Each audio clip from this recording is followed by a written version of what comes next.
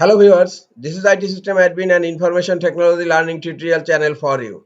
Today in this tutorial I am going to show you how to turn off automatically sign in on Google Chrome browser. Sometimes it becomes very important for you, so don't forget to watch full video. To turn off automatically sign in on Google Chrome browser, click on three dot icon on upper right corner.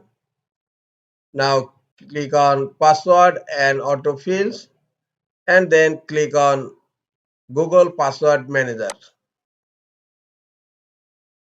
In left pane, you will find an option settings. Click on it. Here, under setting, the second option is sign in automatically.